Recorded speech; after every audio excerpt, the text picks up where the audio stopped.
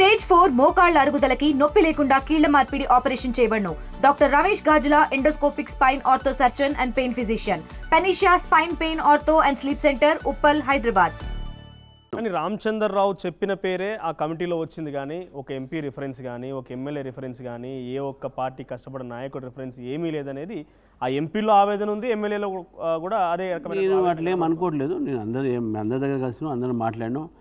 పేర్లు ఈ కార్యకర్తలే అందరి పేర్లు, ఎవరు కూడా దాంట్లో మీకు నక్సలైట్లు లేరు, టెర్రరిస్టులు లేరు, ఎవరు లేరు. అందరూ పార్టీ కార్యకర్తలే ఉన్నారు, పార్టీ సభ్యులే ఉన్నారు. సార్ రామచంద్ర గారు, పార్టీలో ఒక నలుగురు సీనియర్లు పార్టీని ఎదగకుండా చేస్తున్నారు. ఇటు కేసీఆర్తో లోపాయకార ఒప్పందం, అటు రేవంత్ రెడ్డితోని. వీళ్ళు నలుగురు కొత్త వారికి అవకాశం ఇవ్వడం లేదు, కేవలం పాత వారినే ఒకరి తర్వాత ఒకరు అధ్యక్షులుగా అవుతూ పార్టీని ఎదగనుకుంటా చేస్తున్నారు అనేటువంటి ఒక వార్త నడుస్తుంది. నిజమేనది? పార్టీ ఎదగకుండానే 8 మంది ఎమ్మెల్యేలు, 8 ఎంపీలు, 3 ఎమ్మెల్సీలు అవుతారండి. కేవలం మోడీ బొమ్మ చూసి మాత్రమే ఎంపీలు గెలిచారు. ఎందుకు మరి ఎమ్మెల్యే ఎన్నికల్లో ఆ ప్రభావం చూపలేకపోయారు? మాకు ఎవరో బొమ్మ కావాలి కదా, మాకు మోదీ బొమ్మనే ముఖ్యం. అక్కడ మోదీ చేసిన కార్యక్రమాలకు మోదీ కిందనే మేము అంతా పనిచేస్తున్నాం. కాబట్టి ఎవరి బొమ్మ చూపెడితే మా పార్టీ పెరిగిందనే చూడాలి మేము. రాష్ట్రంలో నాయకత్వం పెరగకపోవడానికి, కొత్త నాయకులు తయారవ్వకపోవడానికి కారణం ఆ అగ్ర నాయకులు నలుగురని. తప్పది. పార్టీలో నాయకత్వం పెరిగింది, కార్యకర్తలు పెరిగారు, మాకు కాంపిటీషన్ పెరిగింది. ప్రతి చోట కూడా మాకు ఒక్కొక్క పోస్టుకు 5-6 మంది 10 మంది కాంపిటీషన్ పడుతున్నారు. అది రాంగ్ ఎనాలిసిస్. రామచంద్రరావు గారు, మీ అధ్యక్ష పదవి తర్వాత చాలా సందర్భాల్లో చిట్చాట్లో కానివ్వండి, మీ ఎంపీలు ఎమ్మెల్యేలు కొన్ని సందర్భాల్లో మాట్లాడుతూ రామచంద్రరావు అంటే బండి సంజయ్ వాయిస్, బండి సంజయ్ షాడో. నాకు అభ్యంతరం లేదు. ఆయన నా మిత్రుడు, ఆయన మిత్రుడు. అంటే మీరు ఒక ప్రెసిడెంట్గా ఉంటే వాయిస్ కంటే అంగీకరిస్తారు. ఆయన వాయిస్ తప్పేముంది దాంట్లో? ఆయన వాయిస్, నా వాయిస్, ఆయన వాయిస్ ఒకటే. ఇద్దరం పార్టీ వాళ్ళం కదా, ఇద్దరు వాయిస్ ఒకటే, పార్టీ వాయిస్. బండి సంజయ్ చెప్పడం మూలంగానే ఆయన లేక ఆయన ప్లేస్లో ఆయన చెప్పినా, కిషన్ రెడ్డి చెప్పినా, లక్ష్మణ్ గారు చెప్పినా, మా అందరి వాయిస్ పార్టీ వాయిస్. మీరు పదే పదే ఈ 3-4 పేర్లు చెప్తున్నారు. మరి పార్టీ అంటే ఈ నలుగురేనా? కొత్త వాళ్ళు ఎవరు కూడా పార్టీలో ఇన్వాల్వ్మెంట్ ఇవ్వరా? ఎగ్జాంపుల్గా చాలా మంది ఉన్నారు, పదే ఇప్పటికి 2-3 సార్లు అన్నారు. లక్ష్మణ్ గారికి చెప్పొచ్చు, కిషన్ రెడ్డి గారు హైకమాండ్ ఇక్కడ మేమే ఉన్నాం కదా అని. మీరే అనేది పదే చెప్తున్నారు. మిగతా వాళ్ళు పార్టీలో ఇన్వాల్వ్మెంట్ కాదా? వాళ్ళు పార్టీకి సంబంధించిన నేతలు కారా అని అనుకుంటున్నారా? పాత నేతలదే పార్టీ అనుకుంటున్నారా? మీరు తీసిందే ఈ 3 పేర్లు కాబట్టి నేను ఆ 3 పేర్లు ప్రస్తావించాను. మీరు వేరే పేర్లు చెప్పండి, ఆ 10 కూడా నేను ప్రస్తావిస్తాను. మీరు చెప్పండి. మీరు చెప్తే మీరు విశ్వేశ్వరరెడ్డి గారి పేరు చెప్పారు, నేను చెప్పాను కదా. మీరు ఒక ఏదైతే పేరు ప్రస్తావిస్తారో వాళ్ళ పేరు నేను చెప్తాను. మీరు సంజయ్ గారి పేరు చెప్పారు, నేను అది చెప్పాను. మీరు కిషన్ రెడ్డి గారి పేరు చెప్పారు, లక్ష్మణ్ గారు, నేను దానికే మాట్లాడాను. నేను మాట్లాడే కదా, మీరు మాట్లాడింది నేను. సో కాబట్టి నేను ఒకటే మాట అంటున్నాను మీకు. ఈరోజు ఉన్నటువంటి పరిస్థితుల్లో మా పార్టీలో అందరూ కూడా మంచి నాయకులు ఉన్నారు. అటు ఈటల కావచ్చు, ఇటు అరవింద్ కావచ్చు, రఘునందనరావు కావచ్చు, అరుణ గారు కావచ్చు, నాగేష్, చివరికి ఆదిలాబాద్ నాగేష్ కావచ్చు, లేకపోతే మాకున్నటువంటి ఒక కిషన్ రెడ్డి గారు కానీ, సంజయ్ గారు కానీ, మొత్తం 8 మంది ఎంపీలు ఈరోజు మాకు they're all pillars of party. నేను ముందే చెప్పాను, అందరూ కూడా కలిస్తేనే పార్టీ ముందుకు పోతుంది.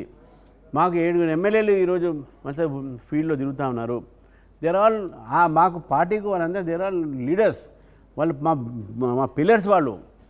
వాళ్ళ ఈరోజు వాళ్ళని మనం కాదని మేము ముందుకు ఎప్పుడు పోము. వాళ్ళు కలిసిపోతాం. నేను ముందుకు పోతా, వాళ్ళని వెనకుండాలని కాదు, అందరం కలిసే ముందు తీసుకుపోతాం, పార్టీని ముందు తీసుకుపోతాం. కమిటీకి సంబంధించి ఇందాక మనోజ్ మీతో మాట్లాడు. ఆ కమిటీలో బీజేపీ అంటే వారసత్వ రాజకీయాలకు దూరంగా ఉంటుంది, వారసత్వ రాజకీయాలు ఉన్నాయి, ఫ్యామిలీ పార్టీ కాదంటారు. కానీ కమిటీలో కొంత మెజార్టీ భాగం కూడా వారసత్వంకి ప్రయారిటీ ఇచ్చారు అనేది కూడా కొంత విమర్శలు వచ్చినాయి. దానికి ఏం చెప్తారు? ఇప్పుడు వారసత్వం అంటే పార్టీ వారసత్వం ఉంది. ఇప్పుడు ఫర్ ఎగ్జాంపుల్ సోనియా గాంధీ గారు ఉన్నారు, ఆయన తర్వాత రాహుల్ గాంధీ, అంతకుముందు రాజీవ్ గాంధీ, అంతకుముందు నెహ్రూ, అంతకుముందు ఇందిరాగాంధీ, అట్లా ఇవన్నీ నడుస్తూ ఉన్నాయి. ఇందిరాగాంధీ, నెహ్రూ ఇవన్నీ ఉంటాయి. అది వారసత్వం. ఇక్కడ కూడా కేటీఆర్ గారు, కేసీఆర్ గారు, హరీష్ రావు గారు అంతా ఒక కుటుంబం. ఇది వారసత్వం. మా దగ్గర అట్లా కాదు. ఒక నాయకుడు పార్టీ నడిపేది ఎవరు? కార్యకర్తలు. మా కార్యకర్త ఎలక్ట్ అయ్యి వచ్చినాయి ఇక్కడ. అయితే దాంట్లో కొంతమంది పిల్లలు కొంత ఆసక్తి ఉంటుంది, వాళ్ళ ఎమ్మెల్యే పిల్లలకు వాళ్ళకి తీసుకోవద్దా వాళ్ళని? అది వారసత్వం కాదు, అది వాళ్ళకి అవకాశం ఇచ్చినాం. పార్టీ నడిపేది వాళ్ళు కాదు కాబట్టి అది వారసత్వం రాజకీయం రాదు. అది ఒక అవకాశం, పనిచేస్తున్నటువంటి వ్యక్తికి ఒక అవకాశం ఇస్తున్నాం. వారసత్వం పాలిటిక్స్ వేరే, అవకాశం ఒక వ్యక్తి కొడుకో బిడ్డకో అవకాశం ఇవ్వడం అనేది అది వేరే. నిఖిల క్వశ్చన్ అడుగుతాను. జూబ్లీహిల్స్లో ముస్లిం శ్మశాన వాటి కోసం 5 ఎకరాల భూమి ఇచ్చారు. దానికోసం మీ ఎంపీ రఘునందన్ వెళ్ళి ఈరోజు అక్కడ ఆందోళన చేశారు. అంటే మీరు బలం లేదు కాబట్టి వర్గాల మధ్య చిచ్చు పెట్టి లబ్ధి పొందాలని బీజేపీ చూస్తున్న ఆరోపణలు వ్యక్తమవుతున్నాయి, ఏమంటారు? నేను దాంట్లో బలం కింద చూడట్లేదు. డిఫెన్స్ ల్యాండ్ నువ్వు ఎవరైనా చేయడానికి దీనికి వేరే ల్యాండ్ మార్చి అక్కడ పార్క్ ఉందని చెప్పేసి ఆలోచన ఈరోజు ఆందోళన చేశారు. మన పార్కు ఎట్లా ఇస్తారండి నాకు శ్మశానానికి? కావాలంటే పార్క్ కట్టండి, లేకుంటే వద్దని ఆందోళన చేశారు. మేము అట్లా కాదు, మేము చెప్తాం డిఫెన్స్ ల్యాండ్, అది డిఫెన్స్ ల్యాండ్ కాదు వాళ్ళు వాదిస్తే అది గవర్నమెంట్. ఎందుకంటే అక్కడ చుట్టుపక్కల ఉన్నటువంటి రెసిడెన్షియల్ కాలనీస్ ఉన్నాయి. మీరు రెసిడెన్షియల్ కాలనీస్లో మీరు శ్మశానం ఎట్లా పెడతారండి? దాంట్లో చిచ్చు పెట్టి ఎట్లుంటుంది? ఏ శ్మశానమైనా సరే, అది హిందూ శ్మశానమైనా, క్రిస్టియన్ శ్మశానమైనా, ముస్లిం శ్మశానమైనా, నువ్వు కాలనీ లోపల పెట్టకూడదు కదా. ఎన్నికల కోడ్ ఉంది, ఇప్పుడు పెట్టడం ఎట్లా కుదరదు, తర్వాత కూడా మీరు ఆందోళన చేయొచ్చు కదా, ఇప్పుడే చేయడం వెనక అంతరార్థం ఏంటని? మేము డెఫినెట్గా దాన్ని అపోజ్ చేస్తాం. అది డెఫినెట్గా అపోజ్ చేస్తాం. ఓడు ఎంఐఎం ఎమ్మెల్యే చెప్పగానే మీరు చేస్తారా? అసలు ఎంఐఎం బుద్ధి అది మీకు ఇంత 1,30,000 మంది దమ్ముంటే మీరు పోటీ చేయండి, మీరు ఎందుకు వాళ్ళని వదిలిపెడతారు? రైట్ రామచంద్రరావు గారు, జనరల్గా ఏ పార్టీ అయినా కూడా తమ పార్టీకి సంబంధించిన నాయకుడో లేకపోతే నాయకుడు ఎవరైనా కూడా ఒక స్టార్ క్యాంపెయినర్గా ఉండాలి, ఎక్కడికి పోయినా గుర్తింపు ఉండాలి, ప్రసంగంలో చాలా దాటి ఉండాలి, దీటు ఉండాలి, అందరిలో గుర్తింపు రావాలని అనుకుంటారు. కానీ మీ పార్టీలో మీరు అధ్యక్షుడైన తర్వాత కానివ్వండి, లేకపోతే మీ కమిటీలో కానివ్వండి, ఆ స్థాయిలో లేదనేది మీ అంతర్గతంగా మీ పార్టీలో చాలామంది నాయకులు చర్చించుకుంటున్నారు. ఉదాహరణకి కాంగ్రెస్ పార్టీ తీసుకుంటే రేవంత్ రెడ్డి తీసుకున్న ఆయన స్టార్ క్యాంపెయినర్గా, ఆయన ఒక చరిస్మాటిక్ మాస్ లీడర్గా ఉన్నారు. అటు బీఆర్ఎస్లో కేసీఆర్ కానివ్వండి, కేటీఆర్, హరీష్ రావు గుర్తింపు ఉంది. మీ పార్టీలో ఇప్పుడు మీపైనే మొత్తం బారిత వదిలేసి ఎవరి దారి యమునా తీర్ అన్నట్టుగా వాళ్ళంతా విభజన జరిగింది. స్థానిక ఎన్నికల్లో మీరు ఆ స్థాయిలో రాణించగలుగుతారని నమ్మకం ఉందా? మీ పార్టీ కార్యకర్త నమ్మకం ఉందా? మాకు లీడర్స్ కొరత లేదండి. మా దగ్గర క్లాస్ ఉన్నారు, మాస్ ఉన్నారు అందరు. మీరే ఇప్పుడు చెప్పారు కదా బండి సంజయ్ గురించి, మీరే కిషన్ రెడ్డి గురించి. అధ్యక్షుడిగా మీరు హైదరాబాద్ ఓరియంటెడ్ లీడర్ కదా, హైదరాబాద్ నేను 9 జిల్లాలకు ఎమ్మెల్సీ ఉండే. నేను హైదరాబాద్ లీడర్ని ఎట్లయితాను? హైదరాబాద్ నేను ఇక్కడ కూడా పుట్టలే, నేను కూడా ఊళ్ళో పుట్టాను, కోదాడులో. నేను కూడా గ్రామీణ ప్రాంతం వచ్చిన వ్యక్తినే. కాకపోతే ఇక్కడ నేను అడ్వకేట్గా వచ్చాను కాబట్టి నేను అడ్వకేట్గా ఉన్నాను. ఇక్కడ నా చదువు ఇక్కడ అయింది కాబట్టి నాకు గ్రామీణ ప్రాంతంలో బాధలు తెలుసు, గ్రామీణ ప్రాంతంలో ఉన్న సమస్యలు తెలుసు. నాకు ఉన్నటువంటి ఒక దీంట్లో మా పార్టీలో నాయకుల కొరత లేదు. మంచి ఫైర్ బ్రాండ్స్ ఉన్నారు, మంచి స్పీకర్స్ ఉన్నారు. మేము అందరినీ దింపుతాం. సో మరింతగా ఫైర్ పెరిగింది మీకు హుజరాబాద్ ఉప ఎన్నికల నుంచే కదా. హుజరాబాద్ ఉప ఎన్నికల్లో ఈటెల రాజేందర్ మీ పార్టీలోకి వచ్చిన తర్వాత ఉప ఎన్నికలు గెలవడంతో చాలా బజ్ వచ్చింది బీజేపీకి. ఇప్పుడైనా అక్కడి నుంచి మళ్ళీ వచ్చిన అసెంబ్లీ ఎన్నికల్లో ఓటమి పాలై మల్కాజ్గిరి ఎంపీగా ఉన్నారు. ఇప్పుడు అక్కడ ఏదైనా బాధితులు, అక్కడ పార్టీ కార్యకర్తలు, నాయకులు ఎవరైనా బీజేపీలో కలవాలంటే ఆ బాధితులు ఈటెల రాజేందర్కే ఉంటాయి, లేకుంటే స్థానిక ఎంపీ బండి సంజయ్కి ఉంటాయి? ఎవరు దాన్ని ఇన్ఛార్జ్గా తీసుకోబోతున్నారు మరి? ఇప్పుడు బండి సంజయ్ గారు కరీంనగర్ ఎంపీ, ఈటెల రాజేందర్ గారు మల్కాజ్గిరి ఎంపీ. మల్కాజ్గిరి మొత్తం అర్బన్ ఏరియా. అర్బన్ ఏరియాలో రూరల్ ప్లేసెస్ లేవు ఇక్కడ.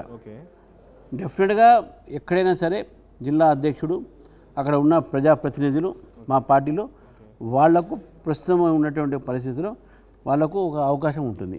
ఒకవేళ లేదు నేను రికమెండేషన్ చేయాలనుకున్నా, లేకుంటే ఏమైనా మనుషులు ఉన్నారంటే ఎవరికి ఏం అభ్యంతరం ఉండదు. దానికి చెప్పగానే హుజరాబాద్ బాధితులు బండి సంజయ్కి ఇప్పుడు అక్కడ ఎవరు నాయకులు? హుజరాబాద్ నేను అనలే కదా, నేను మొత్తం కరీంనగర్ పార్లమెంట్ సభ్యులు హుజరాబాద్కే మీ అనేది అట్లా ఉండదు కదా. మాకు మొత్తం కరీంనగర్ జిల్లా, కరీంనగర్ పార్లమెంటు, కరీంనగర్ జిల్లా అధ్యక్షుడు, కరీంనగర్ అసెంబ్లీ ఉంటే మాకు ఎమ్మెల్యేస్ ఉంటే ఎమ్మెల్యే వాళ్ళు ఇప్పుడు ఎక్కడైనా సరే స్థానికంగా ప్రజాప్రతినిధులు ఏదైతే ఉంటారో వాళ్లకు ప్రిరోగేటివ్ ఉంటుంది. ఇక్కడ కూడా నేను యూపీఎస్ సంబంధించిన కరీంనగర్లో ఎటువంటి పరిస్థితి ఉన్నా Bandi Sanjay is whole and soul leader. Whole and soul అని మాది డెమోక్రసీ ఉన్నది మాది. మాకు ఒక కోర్ కమిటీ ఉంటుంది. కోర్ కమిటీతో పాటు దాంట్లో జిల్లా అబ్జర్వర్ ఉంటారు, జిల్లా ఇన్ఛార్జ్ ఉంటారు, జిల్లా ప్రెసిడెంట్ ఉంటారు. వీళ్ళు నిర్ణయిస్తారు, స్థానికంగా ఉన్నటువంటి ప్రజాప్రతినిధి నిర్ణయిస్తారు. అంతేగానే దీన్ని ఒక ఇండివిజువల్గా ఎవరికి ఛాన్స్ ఉండదు, ఎవరికి అటువంటి అవకాశం తీసుకోరు.